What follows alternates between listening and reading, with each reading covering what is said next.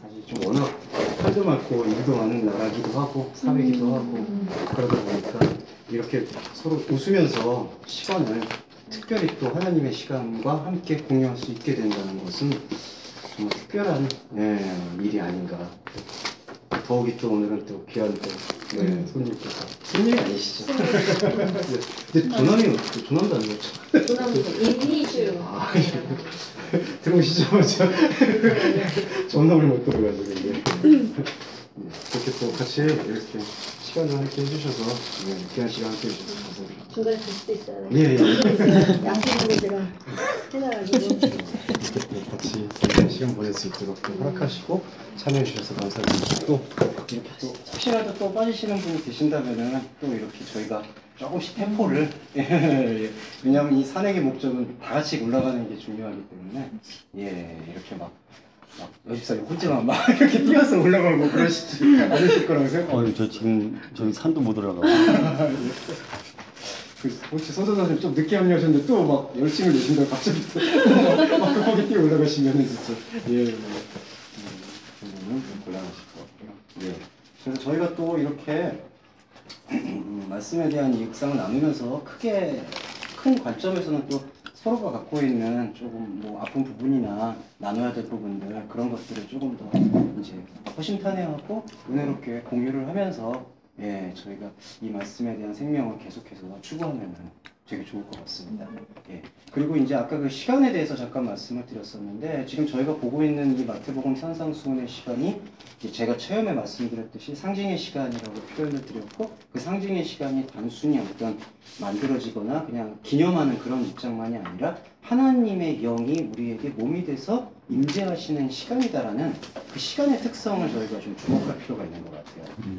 그래서 우리가 가지고 있는 이 시간은 사실은 어떻게 보면은 무의미한 시간 속으로 계속 흘러들어갈 수 있고 어떤 무의미하고 무가치한 목표 속에서 소비될 수가 있는 시간이지만 하나님의 아들이시오 하나님이 보내신 자인 그리스도가 우리에게 불러주시는 시간에 참여한다는 것은 인간이 보고 있고 인간이 추구하고 있는 그 바벨의 가치가 욕망하고 있는 그 시간에 반하여서 하나님의 시간으로 우리를 이끌어주지 않는가.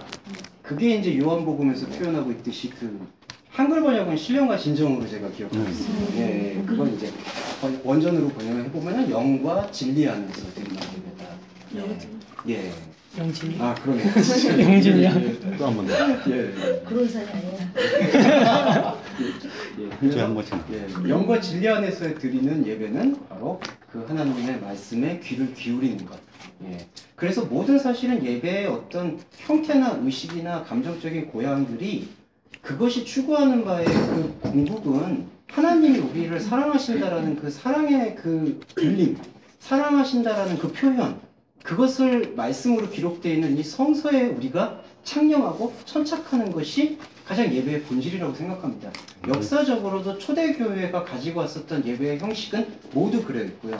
초대교회의 정신을 돌아가야 된다라고 말하고 있다면은 우리 역시도 이러한 예배에 창념을 해서 그 예배의 뿌리내림을 통해서 우리가 가지고 있는 이 정의 감정들, 이성, 그 다음에 어떤 여러 가지 영역들, 우리가 호소할 수 있고 우리가 배출할 수 있는 그러한 모든 영역들이 먹든지 마시든지 무엇을 하든지 하나님의 영광을 위해서 하고 있듯이 하나님의 말씀에 귀를 기울일 수 있는 그러한 방향에 집중될 필요가 있는 것 같아요. 그런 부분이 가장 집요하고도 가장 밀도 있게 압축되어 있는 텍스트가 저는 이 마태복음 5장과 7장에 있는 산상수훈 텍스트가 아닌가 그렇게 생각을 하고 있습니다. 그래서 사실은 진도를 많이는 못 나갔는데 뭐 꼭 진도가 중요한 건 아니니까 그래서 다시 한번 이 되새김질 하신다는 차원에서 한 번 더 이제 첫 번째 곡부터 다시 묵상을 좀 해보겠습니다. 지루하시면 솔직하게 말씀해 주시죠. 아니. 바로 넘어가도록 하겠습니다. 아직도 지루하지 교수님도 처음 왔어요. 아직 시즌도 안 했잖아. 지금 틈도 없는데. 세례만 받았지 아무것도 몰라. 덥지? 덥긴 다 더워. 열어봐봐. 아니면 잠깐만 이게 에어컨 더 높일게. 이쪽에 문이 이렇게 있어가지고.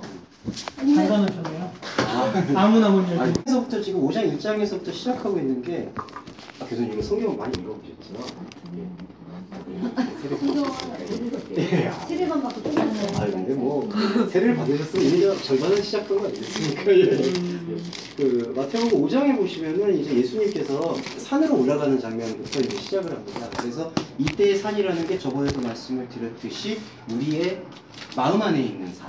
그걸 이제 성경적 표현으로 또 골방이라고 표현을 했고요. 그 다음에 그 산으로 올라갔다라고 표현을 하셨다라는 것. 근데 여기서 좀 독특하게 문법이 사용되고 있는 게 산 안으로 올라갔다. 그러니까 이게 사실 문장 자체가 약간 넌센스죠.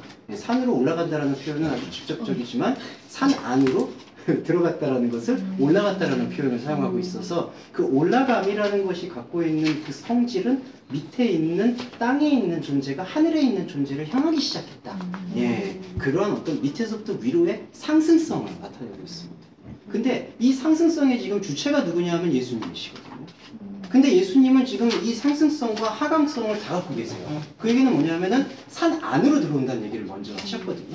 그러니까 산이라고 했을 때 이때 산의 상징이 우리의 마음밭이니까 우리의 마음 안으로 그분이 먼저 들어오시는 게 위에서 있는 하나님의 존재가 우리 안으로 들어온다는 게 하강성이고 그 다음에 이 하강성을 그냥 우리 안으로 들어온 것만으로 만족되는 게 아니라 그분은 우리 안으로 들어오셔서 우리를 함께 데리고 위로 올라가신다는 거예요. 예.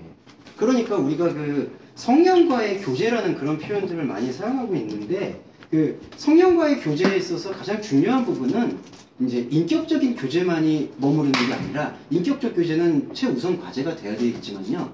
그런 인격적 교제가 우선이 된 그 다음에는 하나님의 향하는 그 천상적 차원으로의 그 상승이 일어나야 돼요. 그러니까 이게 어떤 순서냐 하면은 우리가 가장 사실은 주님을 믿거나 교회 생활이나 신앙 생활을 시작할 때는 저번 주에 터닝 포인트라고 말씀을 한번 드렸듯이 어떤 이 혼적이나 생활이나 자기의 삶이나 영혼에 있어서 전환기를 맞고 있는 사건은 일어납니다. 그러니까 감정적으로 내 마음속에서 권사님이 처음 믿으실 때 그런 표현들이 있었죠. 그 감정들. 그 다음에 뭐 영진 씨도 이제 좀 더 깊어지기 시작할 때 느껴지는 그 감정의 층이들 있잖아요. 그 집사님은 확고한 그 어떤 이런 변화의 포인트가 있으셨고 그때는 모두 성령께서는 우리에게 우리 인격 중심 안으로 들어오시죠. 우리의 약하면 약한 대로 힘들면 힘든 대로 그 인격의 중심 안으로 들어오셔서 그때 바로 올라가시는 건 아닌 것 같아요. 바로 우리의 지금 상황과 상태와 같이 동행하고 계시다. 예, 그거는 명백한 것 같습니다. 그게 바로 이제 흔하게 교회에서 많이 사용하고 있는 용어 중에 하나인 성령과 동행을 한다. 예, 성령님이 함께 계시다.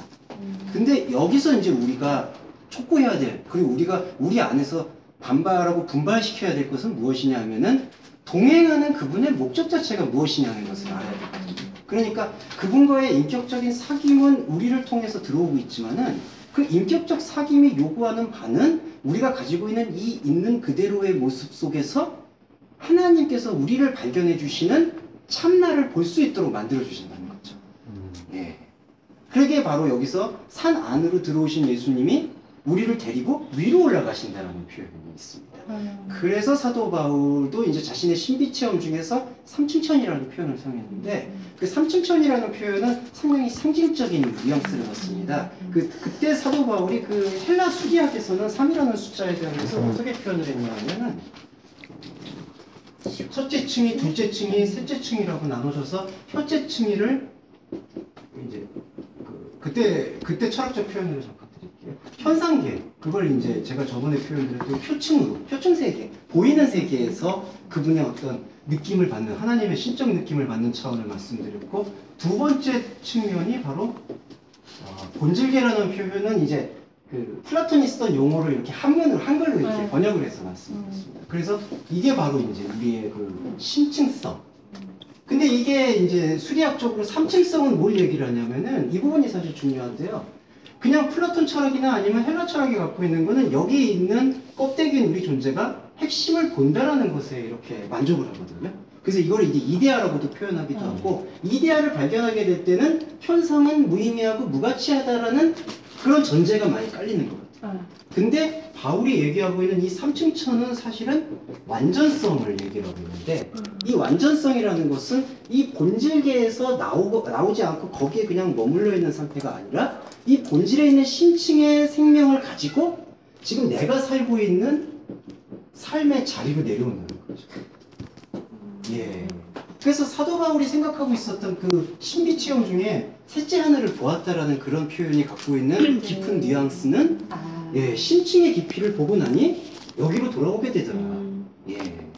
근데 이게 중요하고요.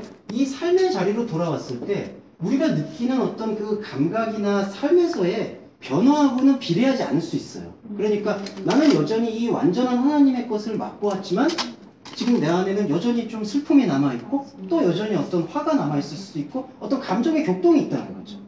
근데 이 감정의 격동들이 이전에 이 표층 세계에 사로잡혔을 때에서 이렇게 그 자신의 하나님과의 만남이 아닌 다른 존재, 그걸 성경에서는 이제 악마, 마귀라고 표현을 하는데 그거에 결속되어 있고 거기에 예속되어 있는 상태에서 느꼈던 삶의 격동과 감정의 격동과 하나님의 심층 세계와 함께하는 속에서 나타나게 되는 지금 시간에서의 삶의 격동, 감정의 격동은 그 패러다임이 다르다.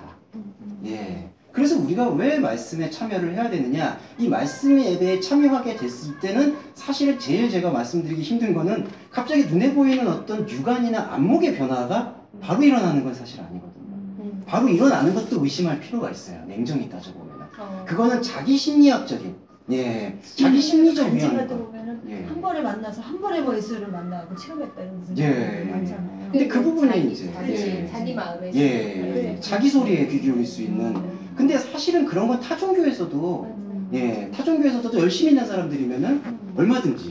불교 같은 경우는 유명한 게 이제 삼매에 빠지면은 뭐 기독교에서 말하는 어떤 신비 체험 이상의 신비 체험들을 하는 경우가 많기 때문에 그러한 것으로 경중을 나눈다는 거는 좀 바람직하지 않은 것 같고요. 그래서 우리가 이 말씀의 자리를 통해서 말씀의 예배를 통해서 삶의 자리를 회복해 나가는 그 과정을 추구해야 되는 것이 영과 진리 안에서의 예배가 아닌가.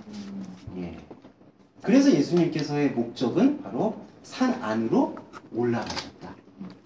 그래서 무리를 보신 다음에 이제 이 부분 5장 1절에서는 무리를 보시고 산 안으로 올라가신 다음에 그 다음에 이 무리라는 존재가 어떻게 변화를 됐냐 하면은 제자로 변하는 것을 이제 볼 수가 있었습니다. 그래서 처음에는 무리를 보셨는데 이 무리라고 했을 때는 여기서는 긍정적 의미보다는 부정적 의미가 많이 사용돼서 이 무리라는 것은 어떤 집단성에 기대는 사람. 그 다음에 또 사람들은 그 집단성만 무리를 보면 생각을 하게 되는 경우가 많은데요. 또 하나는 뭐냐면 이기주의에 빠진 것도 여기에 하나의 경우가 그거에 대해서는 사람들이 잘 얘기를 안 하는 부분인데 이 오클러스가 사실은 지금 우리가 얘기하고 있는 그 엘리티즘하고 그렇게 크게 다르지가 않습니다. 그러니까 이 엘리티즘은 갖고 있는 생각은 소수를 얘기하거든요. 나는 뛰어나야 되고 내가 뛰어나서 저 많은 사람들을 먹여 살려야 된다. 예, 좀 비판하는 건 그렇지만 삼성의 기업가 정신 같은 경우는 그렇죠. 소수의 브레인이 많은 사람들을 살린다. 그거는 뭐 기업 용어니까 제가 왈가왈부한 문제는 아닌데 이렇게 엘리티즘에 만연하게 되면 사람들이나 이 학부모나 모든 교육의식이 죄송합니다. 이 교육을 가르치시는 예, 교육의식을 좀 비판을 잠깐 해보자면은 이 교육의식이 뭐냐면은 남들보다 일단은 뛰어나고 남들보다 달라야 된다는 것을 사실은 전제 조건으로 하거든요. 그리고 그게 개인주의라고 생각을 해요. 근데 결국 따져보면은 그 개인주의는 이 오클러스라고 얘기하고 있는 그 무리들이 갖고 있는 이 프레임 네, 경쟁 구도가 있고 여기서 이 프레임은 결국 이 피라미드 구조를 갖고 있죠. 밑에 있는 사람이 위에 있는 사람을 숭배할 수밖에 없고 위에 있는 사람이 짓누를 수밖에 없는 구조. 그러니까 이 구조 자체에서 자기가 소수가 된다고 해서 이거를 개인주의라고 얘기한다 하더라도 이것이 하나님의 아들인 예수님의 관점에서 봤을 때 무리에 속해 있는 것과 다르지가 않다는 거죠. 예. 그렇기 때문에 이거는 집단이라고 해서 그냥 다 모여있는 것만을 얘기하는 게 아니라 혼자 떨어져 있다 하더라도 그 사람이 추구하고 있는 가치관이 생명과 연합이 되어 있지 않다면은 그것을 개인주의라고 부른다 하더라도 그 사람은 이미 무리 중에 한 명인 거죠. 그러니까 무리들이 갖고 있는 사람들이 거기에 재무리 중에서 자기가 좀 더 많다는 것 뿐이지 이미 무리라는 그 프레임 안에서는 자유롭지 못하다. 그래서 예수님이 원하시는 바는 무리를 보신 다음에 그들 무리의 각자의 마음 안 산 안으로 들어가셔서 자신의 가르침을 펼쳐내셨고 그 가르침을 들을 수 있는 사람을 제자라고 지금 얘기하고 있지 않는가. 그러면 여기서는 제자에 대한 패러다임을 한 가지 변화시켜야 되는 게 뭐냐 하면은 제자라는 직업, 제자라는 어떤 위치는 어떤 내가 가지고 있는 어떤 육안의 모든 것들을 버린다든지 어떤 대단한 영웅적인 결단을 하는 것을 제자라고 표현하는 게 아니라 내 안에 들어오신 그분의 말을 듣는 사람을 제자라고 얘기하는 거죠. 예. 근데 이게 사실은 좀 계속 반복드려서 말씀드려도 저는 지나치지 않다고 생각합니다. 왜냐하면 계속 새길 필요가 있거든요. 자꾸 좀 안타깝게도 약간 제자된 삶, 그리스도인 닮은 삶 이런 것들을 얘기하게 될 때는 뭔가 눈에 보이는 일반적인 것보다는 조금 더 나와야 된다는 생각을 갖거든요. 아, 그리스도인답다, 제자답다 그러면은 제자다우면은 조금 나이브하게 보면은 헌금을 많이 해야 된다. 남들만큼 11조만 해서는 안 된다. 뭐 12조를 해야 된다. 13조를 해야 된다. 예. 성리 아니라 12에 보여진 사랑을 해야 된다. 예. 물론 이제 교회의 덕을 위해서 필요할 수는 있겠지만은 그것이 이제 제다됨이다. 그렇게 얘기하게 되는 것은 곤란하다는 거죠. 유교적이죠. 예. 뭐뭐를 같다라고 예. 얘기하는 건 유교죠. 예, 무엇과 같다. 그런 어떤 기준들. 근데 처음에 이제 성경 공부를 하는데 언니는 응. 10에서 몇 점 올라가는 거야. 그래서 나중에는 그조까지 가서 자기는 하나님만 먹고 살고 정나는. 예. 그 이면에는 예. 근데 하나님의 보내신 자인 나의 말을 얼마 정도 이해하고 어떤 질문을 하느냐. 예, 어떻게 지금 생각하고 있느냐. 그게 제일 중요하다 뿐이지. 그리고 그렇게 생각하고 질문하고 그것을 숙고하고자 하는 존재를 제자라고 예수님을 알아주시는 거지. 그게 아니고 외형적인 우리의 어떤 모습들로 그것을 어떻게 하나님께 영광을 돌리려고 한다라는 그러한 시도들은 어떤 약간의 유익은 줄 수 있겠지만은 그 궁극적인 유익, 하나님과 함께 할 수 있는 그런 궁극적인 유익과는 반대된다라고 얘기할 수 있습니다. 이 전장도 보면 예. 귀신 고쳐주시고 했던 그 무리들 있잖아요. 예. 그들이 철저히 표적을 보고 나왔잖아요. 그 무리들이. 근데 이제 그게 지금으로 이렇게 보면 예. 보여지는 이 상급론이나 예. 그 엘리티즘주의 그렇죠. 그런 뭐야 내가 세상적으로 어떻게 좀 높은 위치에 올라가서 예. 하나님의 영향력을 드러내겠다 하는 그런 부분들이 사실은 예. 여기에 속하는 거죠. 그렇죠. 설교들이 많이 사용되고 있잖아요. 예. 대부분. 그러니까 좀 아쉬운 거는 미국적 삶의 사고방식이 저는 합리적이라고는 생각을 하는데 그 사고방식과 사유체계를 어떤 성경적 정신이다라고 얘기할 때 저는 조금 그게 제한적이라고 예. 나도 그렇게 생각해. 예. 그래서 그런 합리주의가 말씀을 어떻게 해석하냐면 불의한 청지기 같은 경우도 이 삶에 있어서는 전투적으로 살아야 되고 전투적으로 쟁취한 거를 교회에 헌금을 하면은 그걸 하나님께서 받아주실 것이다. 그래서 뭐 증권회사로 나가라든지 펀드 매니저가 되라든지. 근데 사실은 모기지 사태도 봤겠지만 저희가 겪어봤지만 미국이 갖고 있는 그 모랄리저들은 예 그거는 말할 수 없는 것 같아요 사실.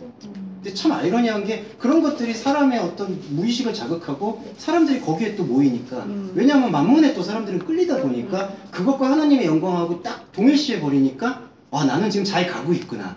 내가 하고 있는 것은 잘 가고 있는 거구나 라는 거를 확인시켜주는 하나의 그냥 기준점 그런 다림줄이 우리한테 사로잡히게 되면 그건 무상숭배가 되는 것이 되고 그거를 버려야 되는 거고요.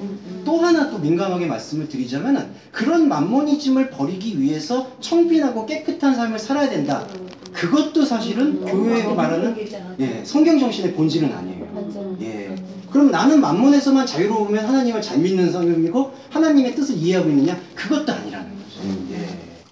그래서 이 말씀은 좀 어렵죠. 어려워. 예. 문제는 예. 그러니까 이제 계속 그런 부분들을 그러니까 마모니즘이나 물욕에 빠진 사람을 비판하는 건 할 수 있어요 사실은. 그리고 또 그 자신이 어떤 청빈한 라이프 스타일을 추구할 수는 있겠지만 그것 자체가 또 성경이 말하고 있는 정신이다라고 얘기를 했을 때 예. 근데 그 은혜를 알다가도 어느 날 보면 그렇게 하고 있는 거예요. 예. 그런 것 때문에 극도의 모르겠어요. 극빈도 아니고 예. 그러니까 자족할 수 있는 은혜를 배우는 거죠 사실은. 예, 맞습니다. 그 주신 사도바울도 그런 것이죠. 삶의 스타일 구가했죠. 예. 그런 부분들이 좀 우리들한테 강하게 와닿아야 되지 않을까. 그러니까 이런 부분에서 저도 되게 많이 눌려 있었어요. 그래서 조금 올라가야 하나님 영광을 좀 드러낸다. 근데 예. 나중에 보니까 하나님은 내가 거지 생활을 하던 대통령을 하든 상관이 없으신 거예요. 예. 그냥 정말 그 예수와 연합돼서 가는 예.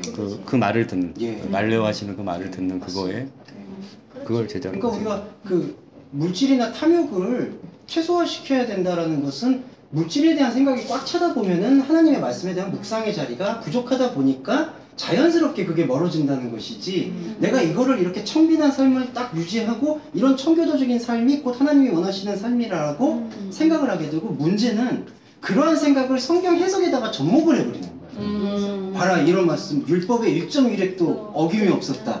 그거에 대한 왜곡된 생각이 이런 것들을 지켜야 된다. 우리는 오히려 더 어떤 철저하게 도덕적인 삶을 추구해야 된다.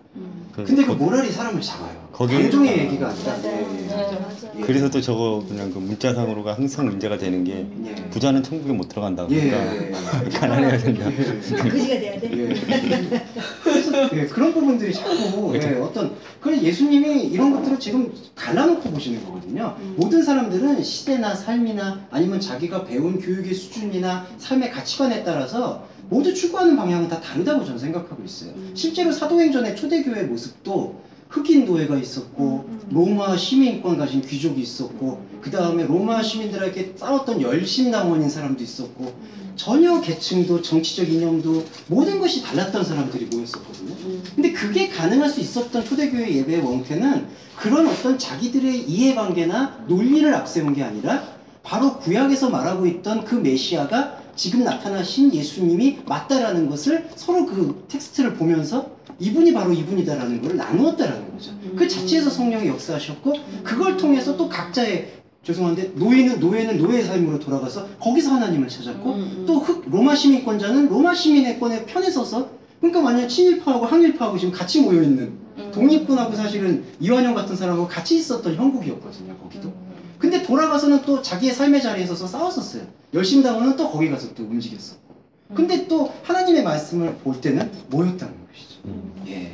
근데 그만큼 그 부분이 갖고 있는 것이 되게 민감한데 근데 이 부분을 극복하기가 사실 쉽지가 않아요. 왜냐하면은 네, 어려워. 이 어떤 존재들은 어떤 사람들은 다 이 주적을 좀 설정하고 싶어하고 절대악을 만들어가고 싶거든요. 세월호 같은 부분에도 이제 뭔가 유병헌 씨가 왜 나왔냐 하면은 그 사람은 진짜 쓰레기인 것은 맞지만 주적이 필요한 거예요. 이 영혼들의 젊은 영혼들을 앗아가 있는 그 악마가 누구냐라는 것을 표적적으로 보이고 싶어하는 거죠. 맞아. 그러니까 이제 전면으로 어떤 마녀사냥식으로 나오는데 그 사람은 물론 단죄받고 심판받아야 되는 건 당연하고요. 근데 그 이면에는 딱 어떤 주적을 딱 세워서 어떤 절대 악을 만들어 버리면은 우리는 공분에 사로잡히고 그 공분이 곧 하나님의 뜻이다라는 식으로 또 접목시키게 돼요. 그 사람한테 모든 분노와 책임을 예. 돌리고 끝나기 원하는데 근데 예. 유족들이 현명하더라고요. 예. 국민들이 현명하고 예. 쉽지 않더라고요. 예, 이제는 좀 성숙도가 높아지는 것 같아요. 근데 요즘에 그 유병원 거기에 세월호에 애터미가 거기 거다. 자기 안에 있는 원수와 이웃은 동일시되거든요. 그래서 구약 텍스트에서는 그 원수에 대한 증오를 많이 키우는 텍스트가 많습니다. 하나님을 이해하지 못하는 백성은 저주를 받는다. 그래서 어떤 원수 개념을 여기서 많이 가져갔는데 신약에서는 그것을 원수를 사랑하라는 개념으로 이제 네. 산상수훈에서는 네. 그 완전히 전환점을 갖거든요. 이런 말씀이 의도하는 뜻이 뭔가를 우리가 헤아려 봤을 때 이 원수라는 것이 바로 눈에 드러나 있는 우리의 어떤 외부적인 사람을 얘기하는 거냐 아니면은 자신 안에서 아직 하나님의 생명과 하나 되지 못한 존재를 얘기하는 것이냐. 저는 후자 쪽이 지금 산상수훈이 얘기하고 있는 정신과 맥을 같이 한다. 그래서 원수를 사랑한다는 것, 그러니까 원수를 미워한다는 것은 결국 원수를 사랑한다는 것과 동일시하다는 얘기죠. 근데 이제 이런 어떤 이웃을 사랑한다라는 개념이 타자적으로 나와가지고 진짜 눈에 보이는 사람들에게 이거를 전달해주고 베풀지 않으면은 그게 과연 예수님의 사랑이고 행함이겠느냐. 이렇게 귀속이 돼버린다는 거죠. 외부적인 것. 예. 근데 외부적인 존재에게 베풀고 하는 그런 어떤 그 행함의 차원조차도 성경에서 말하고 있는 행함의 본질은 하나님에 대한 생명을 나눠주는 거예요. 예, 영의 생명을 나눠준다는 거죠. 그 영의 생명이 우리 안에서 흐르고 내포됐을 때 그 영의 생명을 가지고 정말 내 이웃을 봤을 때 그 이웃이 하나님의 말씀과 하나님에게 너무 환경적으로나 생활적으로나 몸으로 힘들다. 그때 함께 기도하고 그것을 위해서 나아가야 되는 것이 진짜 이웃사랑의 완성이지. 먼저 이 사람의 어떤 그 이웃에 대한 것을 실천한다고 해서 그것이 하나님의 사랑이다라고 얘기하게 됐을 때 말씀에 아까 말씀드렸던 이 심층을 관통하지 못하게 되는 일이 일어난다는 거죠. 근데 설교의 환경들은 여기에 많이 머물러 있는 거예요. 그러니까 그 보편적으로 예수 믿지 않는 사람들도 하는 걸 하는 게 아니라 예. 예수 믿는 사람만이 할 수 있는 걸 해야 예. 돼요. 그게 성령을 통해서 나오는 예. 그 예수의 생명을 줘야 예. 되는 그게 그러니까 그 예수 믿는 사람들이 해야 될 그 생명성에 대해서는 계속 이 신층의 말씀인 하나님의 이 생명의 말씀을 우리가 꿰나가듯이 텍스타일이라고 표현하거든요. 그러니까 실과 날줄로 엮듯이 하나의 옷을 만들어가듯이 계속해서 우리의 삶의 자리에다가 그것이 발현되도록 만들어줘야 되거든요. 근데 그런 부분이 아니라 이 산상수훈만 해도 그렇습니다. 이런 심층에서 우리는 구원을 받았습니다. 예수님을 믿음으로 세례를 받고. 그래서 구원을 받았기 때문에 구원을 받았는데 이런 어떤 도덕적인 삶이 구원을 못 받은 사람보다 못해서야 되겠습니까? 예수 믿는 사람은 더 잘 지켜야 됩니다. 라는 그러한 정신을 가지고 접근하게 됐을 때, 그리고 그러한 정신을 가지고 이 말씀을 해석하게 됐을 때 어떤 일이 일어나냐면 심층을 관통하는 일과는 무관한 해석들이 난무하게 된다는 거죠. 예. 이게 되게 아쉬워요. 예. 어렵죠. 예. 그거를 실 풀어서 예. 이해시킬 만한 예. 그런 영향은 좀 그런 부분들이 근데 계속 얘기가 되면 좋을 것 같다는 생각이고, 예, 그런 취지에서 저희도 지금 그런 부분을 계속 좀 묵상하고 있습니다. 예. 근데 제가 이런 부분을 많이 하면 항상 질문을 받는 부분은 그러면 우리는 아무렇게나 살아도 된다는 얘기냐라는 부분인데, 근데 이미 공감해 주실 거라고 생각해요. 이미 이런 심층에 대한 우리가 깨우침과 생명을 함께하고 있는 사람에게는 그런 부분에 대한 자기 판단력이 저는 생긴다고 봐요. 자기 자정 능력이죠. 어느 것이 과연 저 사람에게 득이 될 수 있는가를 먼저 생각하게 되지, 누군가를 해야 한다라는 표현, 그 다음에 어떤 그 도덕의식과 죄책감으로 가득 차서 그것을 실천하는 그런 것과는 다르게 된다고 저는 생각하고 있습니다. 예. 그리고 제 개인적으로도 저도 워낙 비도덕적인 사람이었기 때문에 예, 워낙 도덕과 거리가 멀게 살았기 때문에 예.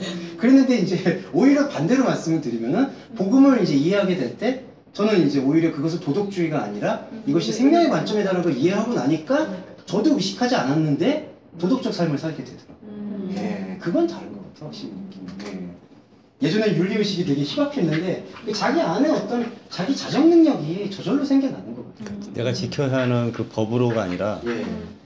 그 영어를 병하고 그 하나님과의 그 충만한 그 말씀의 생명의 관계가 유지가 되면 아, 예. 그냥 지키게 하시는 거지 사실은. 또 예수께서 지킨 그 율법의 완성으로 들어오셨기 때문에 그렇게 또 끌고 갈 수밖에 없는 거고. 예. 그래서 우리가 교회에서의 예배, 말씀에서의 예배라는 것은 하나님께서 우리에게 이렇게 하셨기 때문에 이렇게 살아야 된다라는 것을 얘기하시는 게 아니라 하나님께서 우리에게 이렇게 사랑하셨다라는 것을 아는 거라는 거죠. 그러니까 이렇게 했기 때문에 이렇게 해라. 이 인풋하고 아웃풋 이렇게 가는 관계가 아니라 하나님께서는 우리를 이렇게 사랑하셨다라는 거를 계속 말씀의 예배를 통해서 영과 진화의 예배를 통해서 알아가는 게 예배고 기도교, 그것이 삶의 자리다. 예. 그렇게 묵상이 될 필요가 있는 게 바로 성경의 말씀이에요. 예. 그래서 저희의 관점도 그렇고 예수님의 생각도 바로 그러니까 이렇게 살아라는 매뉴얼의 어떤 관점으로 이 말씀을 주시는 게 아니라 우리는 어떻게 사랑하고 그 사랑을 베풀어줬던 그분이 누군가를 계속해서 알아간다는 거죠. 예. 내 안에서 나를 사랑하셨던 그분이 누군가를 아는 거. 예. 그러니까 아주 철저하리 많지 그런 관점에서는 세상적 관점에서 보면은 그건 되게 이기적인 거예요, 사실은. 근데 예수님은 그걸 실천하셨어요. 그리고 어디에도 휩쓸리지 않으셨죠. 정치적으로도. 예. 예. 그래서 그 부분이 되게 저는 뛰어나지 않는가. 왜냐하면 사람은 어디에 편향될 수밖에 없는 것 같더라고요. 그건 뭐 고백할 수밖에 없는 문제고. 근데 예수님이 확실히 저는 하나님이 보내신 자라는 확증이 드는 거는 역시 무염수태의 생명의 신비도 있지만은 이렇게 공생의 삶을 지켜보면은 이렇게 중도적일 수가 없을 정도로 어디에도 휩쓸리지 않으려는 그 일관됨을 갖고 계세요. 예. 그래서 그분의 가르침이 우리 안에 들어왔을 때 우리도 그 일관됨에 함께할 수 있다는 확신이 있고 있습니다. 예. 예. 그래서 우리가 제자가 된다. 예. 말씀을 들으면서 하나가 예. 생각이 난 게 있는데 예. 그 무염수태를 성령으로 잉태한 거 말하는 아, 예, 무염수태 아시죠? 예, 예. 아, 예, 전사님. 앞에 걸 까먹었는데 그 침례를 네. 침례를 생각하게 되면 예. 그게 저희가 무엇을 따라야 한다 이게보단 그 속에 잠겼다가 그렇죠. 들어갔기 때문에 예, 예. 그 속에 영의 것으로 예. 육으로 표현되는 예. 그게 맞습니다. 예, 비유가 쉬울 것 같아요. 예. 그래서 믿고 세례를 받은 자가 구원을 받았다는 게 그 세례가 물 세례를 표현하는 게 아니라 전도사님 예. 말씀처럼 내 안에 있는 것이 잠기고 새로운 것으로 태어난다는 거예요. 육이 잠기고 영이 예. 육이 잠기고 영이 살아난다는 걸 얘기하는 거지. 예. 그러니까 마태복음 그 마지막 장에 믿고 세례를 받는 자는 그 세례는 물 세례라고 사실 상관이 없어요. 그리고 역사적으로도 예수님이 물 세례를 베풀었다라는 기록은 없습니다. 사족으로 이제 붙었었죠. 그러니까 이 세례는 예수가 직접 행한 게 아니라 예수의 제자들이 행했다. 예, 그런 부분으로 볼 수 있어서 예, 세례라는 의식은 물론 필요하죠.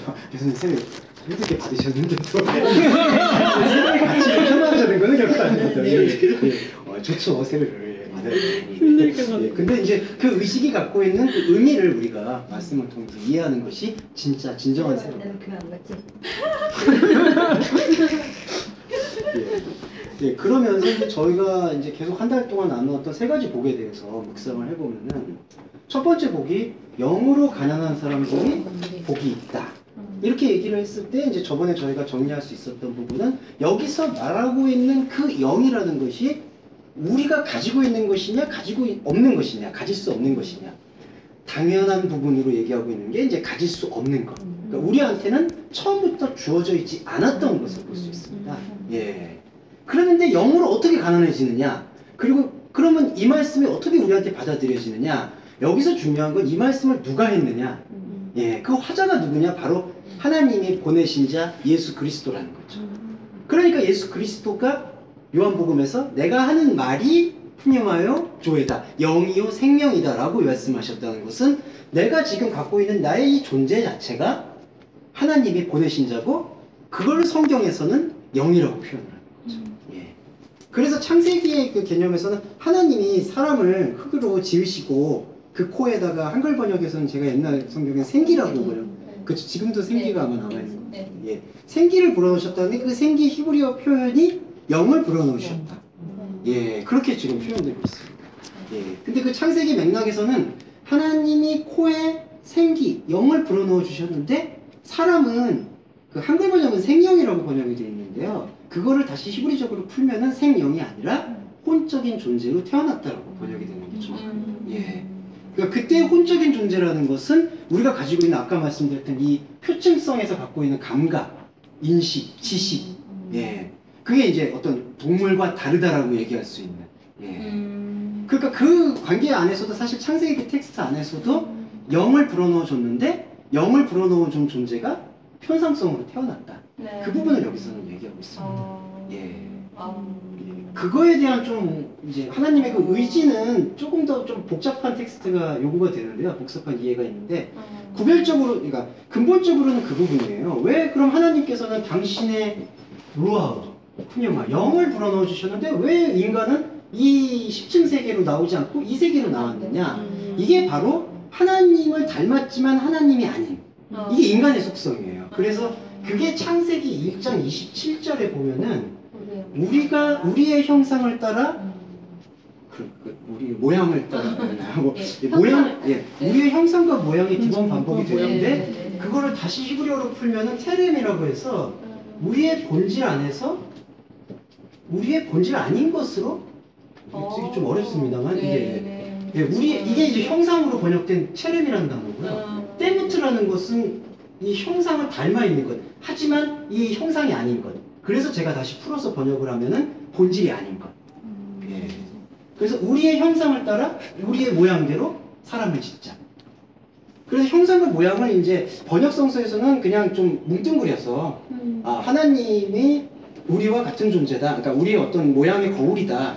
그러니까 우리 사람은 하나님의 어떤 바로메타다. 뭐 이런 어떤 그렇게 지금 표현하고 있는 의도를 볼 수 있는데 창세기 27장의 의도는 그게 아니라 본질, 하나님의 속성, 생명 안에서 동시에 역설적으로 자신의 본질이 아닌 것으로 사람을 만들자라고 하셨거든요. 이 맥락은 왜냐하면은 우리는 하나님을 이해하고 하나님을 알므로써 하나님이 되어지는 것을 볼 수 있습니다. 예, 이 부분은 좀 오해를 내려놓아 주시고 잠깐 들어봐 주시면 감사하겠습니다. 하나님이 된다는 표현이 뭐 우리가 뭐 합의한다는 그런 얘기가 아니니까 하나님을 이해하고 하나님이 되어가는데 근데 동시에 이 하나님이 되어가는 게 우리의 말씀의 예배를 통해서 깨달아지는 거잖아요. 이해되고. 근데 바로 그러면서 깨달으면서 이해되는 게 뭐냐면은 사도 바울 고백과 같이 내가 하나님이 아니구나. 그리고 내 안에는 하나님을 볼 수 있을 만한 것이 아무것도 없구나. 의는 없나니 하나도 없구나. 그걸 알게 된다는 고백이 오히려 하나님의 입장에서는 우리를 의롭게 만드시는 하나님이 되어가도록 만든다. 그러니까 우리 입장에서는 하나님과 내가 다르다라는 본질적인 인식이 우리를 하나님의 자녀로 만들어 가시는 거고, 예, 그게 이제 여기 갖고 있는 영으로 불어넣어줬는데 왜 이 부분을 이 표층이라는 거는 분명히 이 신층성과는 차이가 있는 느낌입니다. 그래서 이 부분을 여기서 언급할 수가 있어요. 그러니까 결국 내가 하나님이 아니구나라는 예, 것을 아는 예. 절망이 예. 우리로 하여금 예. 하나님의 성품이 흘러나오게 하는 예. 어떤 예. 그런 동력이 되어주는 동력이 거죠. 예. 되어주죠. 그게 본질적인 겸손이 되고 또 우리의 삶에서도 이제 우리 삶의 스타일에서도 사실은 내가 하나님이 아닌 존재라는 것을 자각하게 되면은 내 안에 있는 그 바벨의 우상성이 깨지게 되죠. 사람은 표현을 안 할 뿐이지 자기가 다 신이 되고자 하는 신적 욕망에 사로잡힌 것 같아요. 그리고 이거는 뭐 종교인만 그렇다 그러는데 저는 전혀 아니라고 생각합니다. 종교가 없다라고 자기가 무신론이라고 얘기를 하더라도 자기 안에 명예가 우상이 되고 돈이 우상이 되면은 그게 계속 신이 되고자 하는 추구욕이니까 그게 깨어지지 않으면은 하나님을 볼 수가 없어요. 그러니까 그게 하나님의 영인 그리스도가 들어오시면서 예. 발견되는 거잖아요. 예. 그게 바로 자기 부인인 거고. 예. 그게 십자가죠. 그게 자기 십자가인 거고. 그러니까 내가 무엇을 해고 억지로 예. 해서가 아니라 예. 뭐 윤리 도덕적으로 예. 하지 말아야 될 거를 내 행함으로 보여주는 나타내는 게 아니라 예. 그냥 내 존재를 예. 그분 앞에서 인식하고 자각하고 예. 자각. 예. 나는 예. 하나님을 알 수 없는 존재구나. 예. 그게 바로 그냥 자기 부인인 거지. 예. 그래서 날마다 자기 십자가라는 것이 이제 그런 맥락으로 이해할 수 있지. 뭔가 그 고행과 그다음에 어떤 자기 극기와 그런 부분들은 사실은 본질적 부분과는 거리가 멀죠. 그거 저 되게 많이 했어요. 그리고 자칫 잘못하면 그게 우리의 진짜 신앙을 발목을 잡을 수가 있다는 게 참 안타까워요. 자기 목적이나 자기 목표가 있는 거는 네. 다 거의 그렇겠네요. 예, 그렇겠죠. 그래서 우리 그래서 힘든 거예요. 그게 그거잖아요. 저도 몇 년을 그 과정을 겪었는데 나는 왜 안 죽어? 이제 이렇게 나오는 거야. 죽었는데 저는 맨날 안 죽어요. 지금 몰라서 우리가 또 그렇게 헤매는 수도 어. 있는 거고 또 이렇게 이러면서 하나님 안 하는 거겠지. 음. 그럼 이제- 이제 전병 목사도 희망이 있나요? 전도 목사님 전도했거든. 전 목사님을 근데 저는 전 목사님 행태가 너무 특정 인물을 예, 그냥 저 개인적으로는 중지를 너무 아까 말씀드린 것처럼 그 하나님이 우리로 하여금 우리는 하나님 안에 있지만 하나님이 아니다라는 자각을 일으킬 수 있는 가장 근본적인 어떤 추동력이라고 저는 생각합니다. 이 영이라는 것이. 예. 그래서 이때 말하고 있는 영과 또 신약 성서에 보면은 다른 영이라는 표현들을 많이 쓰는데요.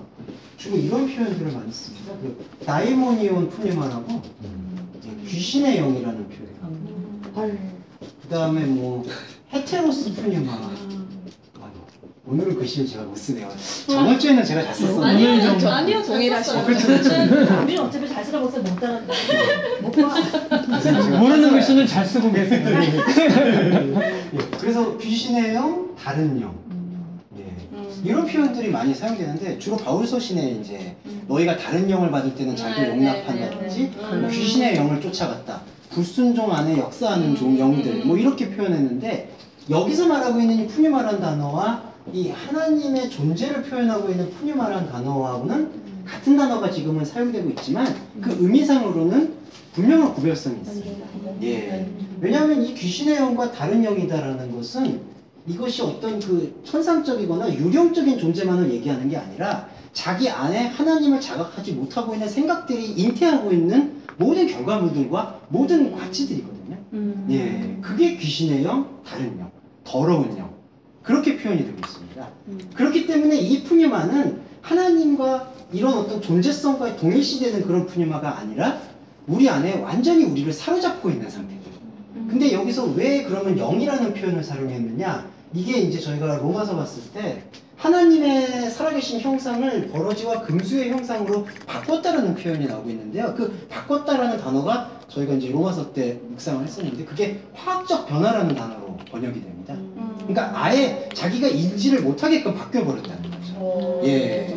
그러니까 내 자신은 하나님을 섬기는 것처럼 그리고 내 자신은 내가 지금 최선을 다하는 것처럼 보이는데 결국 그 보고 있고 행하고 있는 행동 양상의 반경이 이미 금수의 형상, 버러지 형상을 섬기고 있다라는 것을 말하는 거죠. 그러니까 그 로마서에서 말하고 있는 거는 어떤 사람이 나는 하나님을 사랑하려고 하고 하나님이라는 걸 알고 있는데 저 물질적이고 세상적 가치가 또 좋아서 거기를 쫓아간 것처럼 묘사가 되는 게 1차적인 읽기인데요. 그게 아니라 아예 이 우상이라는 개념 자체에 그 화학적 변화가 일어났다는 거죠. 그러니까 보는 눈이 없어졌다는 거예요. 예. 그러니까 쫓아간다는 거죠. 이적대잖아요. 예. 알아듣는 상이씨 무섭대. 그래서 귀신의 영이다, 다른 영이다 할 때 왜 영이라는 표현을 사용했냐면 영이라는 건 본질적으로 우리 안에 없다라는 것을 아주 신비적인 것을 묘사할 때 영을 사용했는데 귀신의 영이라고 말했을 때 영은 내 안에 있는 하나님과 다른 생각이 이게 다른 생각인지 하나님과 맞는 생각인지 구별을 일으킬 수 없는 그러한 상태에 사로잡혀 있는 상태. 그걸 이제 귀신의 영이 그러면 사로잡혀 있는. 그거를 보통 미혹이라는 얘기를 이단 저기를 많이 쓰잖아요. 근데 사실 그런 그 미혹하고 좀 연결을 시켜서 그 마태복음에 너희들은 어떻게 뭐 천국에 갈 수 있냐고 예수님이 했더니 내가 예수님 이름으로 귀신도 쫓아내고 뭐도 하고 착한 일도 하고 했는데 자기는 옳다 하고 예수님 앞에 왔어요. 몇십 년을 하고 왔는데 예수 이름을 불러가면서 왔는데 사실은 그게 어떻게 보면 미혹이었던 거죠. 그렇죠. 다른 예수를 믿고 있었던. 그게 정확히 맞습니다. 그리고 맞습니다. 그리고 나 같아. 아니 왜 그러세요 갑자기? 전자에 왜 그랬어요? 우리 속을 다 찔려갖고 말을 그리고 진짜 거기서 말씀 잘해주셨는데 거기서 중요한 부분이 뭐냐면은 내가 주님의 이름으로 귀신을 쫓았다고 그러잖아요. 그 단어가 뭐냐면은 안티스트로퍼에서 대적했다는 얘기거든요. 근데 하나님의 영의 차원은 대적한다는 개념이 아니라 우리 안에 하나님의 영이 들어오게 되면 여기서 가난함이라고 말한다는 건 비워졌다는 얘기거든요. 그러니까 싸워서 이겨낸다라는 표현이 아니라 우리 안에 하나님을 몰랐던 것이 하나님을 알게 되는 자각이 들어오면은 어두움이 떠나듯이 빛이 들어온다는 개념이지 귀신과 귀신. 그래서 이제 예수님이 말씀하신 게 사단이 사단을 대적하면 어떻게 세워지겠느냐. 그러니까 이런 어떤 이 프레임에서는 하나님에 대한 이름이 나올 수가 없다라는 것을 단적으로 말씀하시는 겁니다. 그래서 주의 이름으로 귀신을 쫓아냈다는 건 이미 그 안에 하나님이라는 가치관을 어떻게 갖고 있냐 하면은 이 영이라는 가치관이 우리 안에서 생산될 수 있다라는 인식을 갖고 있어요. 그게 바로 유대교 가치관인데 유대교의 하나님은 아까 말씀드렸듯이 이 피라미드 구조처럼 여러 가지 이방신들이 있는데 이 이방신들을 능히 이겨내는 진정한 하나님이다. 왕 중의 왕이다. 왕 중의 왕이라는 표현이 이런 거죠. 이런 어떤 더러운 영들이 있지만 이 더러운 영과는 범접할 수 없는 하나님의 영이다. 그러니까 자꾸 이제 그 신유 집회라든지 신비주의적인 집회에서는 이거는 성령의 역사다, 이거는 마귀의 역사다 이렇게 표현을 하는데 그거에 대한 기준의 프레임이 뭐냐면 성령의 역사도 현상적인 거, 마귀의 역사도 현상적인 거. 근데 성령의 역사는 그보다 좀 더 순수해 보이는 거, 아니면 좀 더 강도가 높은 거. 그렇지 않은 건 마귀의 역사. 이런 프레임에서만 계속해서 얘기를 하게 되면은 이 진짜 하나님의 영으로 가난함에 대한 부분이 우리 안에서 계속 이틀로 지금 귀속이 된다는 거죠. 이걸 계속 변화시킬 필요가 있어요. 하나님이 사단도 부리시는 건데 하나님과 사단의 대결 구도로 보는 거예요. 이원론. 그걸로 보기 때문에 그게 이제 세대주의. 조영기 목사는 어때요? 그런 거죠. 조현기 동일하게. 목사님 그래요? 그러진 않잖아요. 나도 지금 조영기 목사님 거기서 그 장로님하고 저번에 통화했다 그랬잖아. 나로 내가 가진 그것을 그러면 왕 금식을 하면서 쫓아내는 거예요, 귀신이 아니라. 축사는 엄청 하시죠. 축사는 엄청 축사품이 아니라 차원이 다르다라는 거죠. 그래서 그분이 지금 들어오신다는 얘기죠. 영으로 가난한 자. 근데 이게 어떻게 가능하느냐? 지금 말씀하시는 화자가 하나님의 보내신 자인 예수 그리스도고 예수 그리스도 자신이 영으로 가난한 자라고 했을 때 자기 자신이 지금 내보이는 거거든요. 그러니까 우리는 가난해질 수가 있다는 거죠. 이 부분을 여기서 좀 총괄적으로 생각할 필요가 있는 것 같아요. 근데 이게 왜 가난함이냐? 두 가지 차원이 있는데 하나는 하나님의 아들이신 그분이 영으로 들어옴으로써 지금까지 내 안에서 하나님과는 달랐던 부분들에 대한 그 요소들이 모두 사라지게 되는 상태, 비워지는 상태. 그 가난함이고요. 또 하나의 가난함은 그 비워짐을 견딜 수 없어 하는 또 하나의 갈급함이 일어납니다. 이거는 자기 의의 갈급함이 아니라 이제는 하나님의 차원과 같이 더 흡수되기 위한 차원에서의 가난함이라는 거죠. 그게 그 가난함이 어디로 연결되냐 하면은 저희가 오늘 보게 될 네 번째 복인 의를 굶주리고 목마른 사람. 의에 굶주리고 목마른 존재로 이 푸토포스가 연결이 되는 거죠. 그렇게 볼 수가 있습니다. 그래서 영으로 가난한 사람들이 복이 있나니 하늘의 그 천국이 저희 것임이라고 했을 때 이제 저번에 말씀드린 것처럼 이 하늘이라는 것이 이런 어떤 눈에 보이는 하늘만 얘기한 게 아니라 어떤 천상성, 땅에 있는 가치를 하늘로 승화시킬 수 있는 그러한 상태를 얘기하고 있고요. 그러한 상태에 함유되어 있는 우리들도 하늘들이라고 보여주시는 거죠. 그래서 하늘들이 소유하고 있는 나라다. 이 나라가 하나님의 새로운 시스템, 그거를 요한계시록에서는 이제 새하늘 새 땅 새 예루살렘이라고 표현했습니다.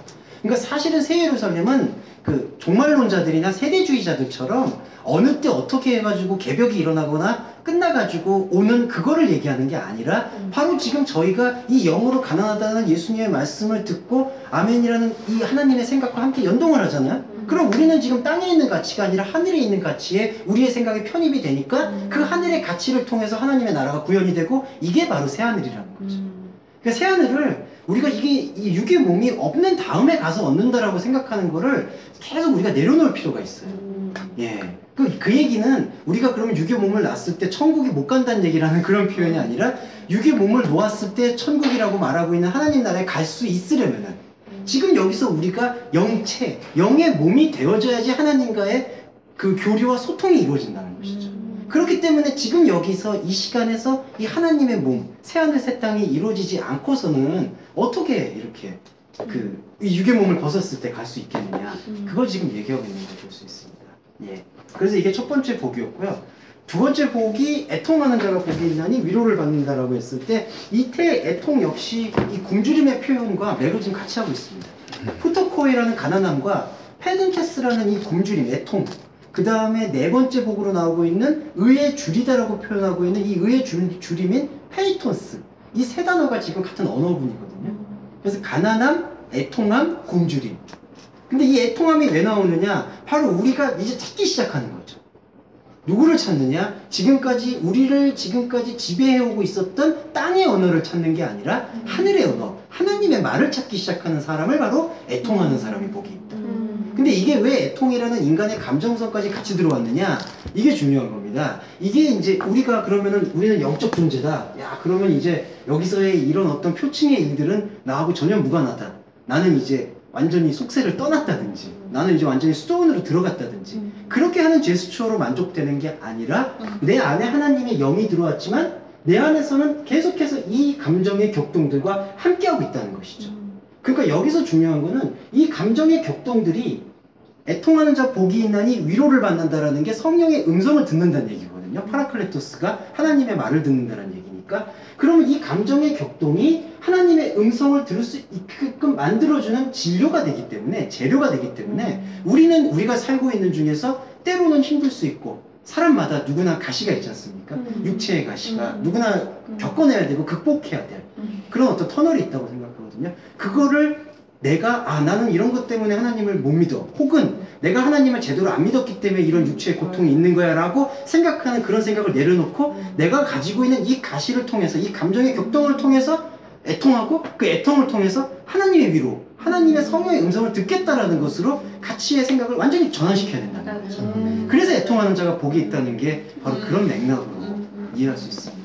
그러니까 자꾸 내가 지금 현상적으로 일어나는 게 내가 잘 안 믿어서 이러는 것 같아. 내가 뭔가 잘못 가고 있는 것 같아. 이런 식으로 얘기하면서 뭔가 그냥 불신인가 봐 말이야. 내 안에 없나 봐. 뭐 그런 것들. 더 심하게 봐. 그렇게 우리가 가져갈 것이 아니라 이것을 애통, 내 안에 지금 영의 가난함으로 채워주시는 하나님의 과정이다라는 생각으로 가져가게 되면은 우리는 분명한 위로를 받게 된다. 예. 그래서 이 위로도 두 차원이 생기는 것 같습니다. 본질적 차원과 표층적 차원이 저는 동시적으로 개화된다고 생각해요.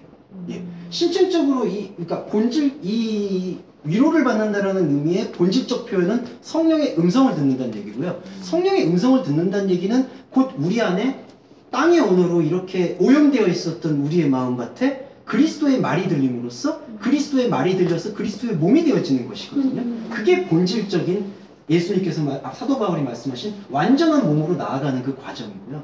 또 하나의 위로는 이런 과정 속에서의 위로만 주어지는 게 아니라 우리의 삶의 격동, 감정의 격동을 하나님 앞에 솔직히 인정하고 내려놓을 때 그분께서 주시는 감정적 위로도 동시에 일어난다는 것이죠.